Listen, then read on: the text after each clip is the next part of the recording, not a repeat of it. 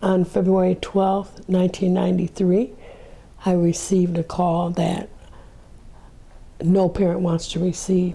Hatred began when, and I found out who had taken Laramiun's life. I think it started then. And I'm a Christian woman, and I was just full of hatred. I didn't like anybody at that time. I was mad and upset with everybody. Like I said, I viewed him as an animal when we started going to court, and I just wanted him to be locked up for the rest of his life because I thought, hey, you know, you just shouldn't have done this to my child. And hate just kept coming and coming and coming.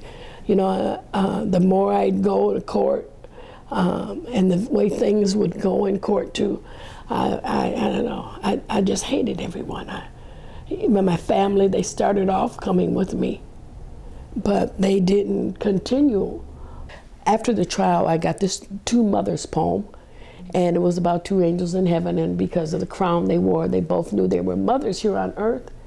And so they were talking about their son. The one mother said, I would have taken my son's place on the cross if I could have. And the other mother fell on one knee, and the mother of Christ, the mother fell on one knee, and she said, oh, you are she, the mother of Christ.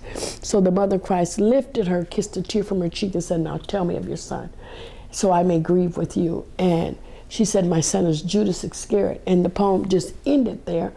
And I read it the second time, and I heard within myself, I want mothers of murdered children and mothers of children that have taken life to come together and heal. I kept hearing this thing over and over and over and over. This is what you're to do. This is what you're to do. So I finally decided, if I'm going to do that, I need to go to prison and make sure that I have forgiven him. Because if I haven't, there's no way I'll be able to deal with these mothers. I got halfway up the ramp and I broke down. I said, I can't do it. God, I am not ready. But I'm so thankful that he says he'll send us out 2 by 2, because Regina was behind me and she just pushed me up the ramp. And we got inside and I had to go clean up my face. Then we went through the metal detector. I'd never been in prison before. Him and I had shook hands, and I told him, look, I don't know you. You don't know me. You didn't know my son, and my son didn't know you. And I said, we need to lay a foundation. We need to get to know one another. What really put me at ease is, like she said, when I walked in and we started to have a meeting, she started with, I don't know you, you don't know me. My son didn't know you, didn't know my son, so let's start from square one. And, you know, I want to learn about you. That's the thing that really made it comfortable and easy, because instead of attacking, she wanted to know about me. He agreed to meet with me again, and then we shook hands. And then he asked if he could hug me, and I said yes.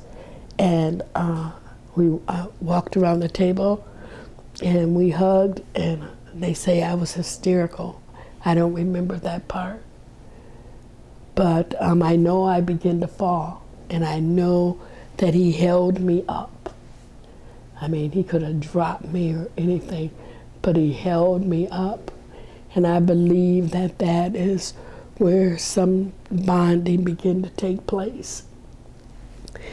And when he left the room, I was bent all over saying, you know, I just hugged the man that murdered my son. I just hugged the man that murdered my son. I began to feel something in my feet, and it just began to just move, and it moved up and up and up until I felt this thing leave me.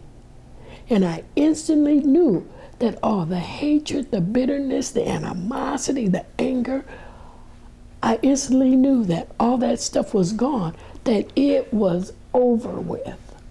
In March of 2010, right here in this space, we gave him a welcome home party.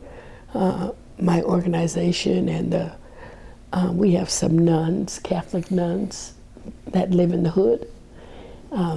They participated, and we had about 30 people that welcomed him home and told him how they could help him. I don't know, you go through a growth process. I guess everyone reaches their growth process at different stages, different ages. mine just happened to hit one day. I just happened to wake up, had an epiphany, like, you know, how I was living my life was a lie. It wasn't really who I was. So it was a process. It was definitely a process. It's still one that I go through now, but I'm in a better place of understanding myself now, understanding what triggers are and things of that nature. So in order for me to really take steps towards saying that I was a man, I had to do those things. I had to look this lady in her eye, you know, and tell her what I had done. When people hurt us, cause us some kind of pain or make us feel a certain type of way, and we carry it on, what happened is more things happen and more things begin to feed that pain. And it's like anytime you feed something, it grows. You continue to feed it, it grows. So if you continue to hold on to pain and other pain is coming, it continues to grow and grow and grow. But if you learn how to let it go, to not take it personal, to forgive whoever said this or done that to you, then you pretty much begin to starve that pain. And anytime you starve something, it dies. So forgiveness is pretty much saying, you know, I give up holding on.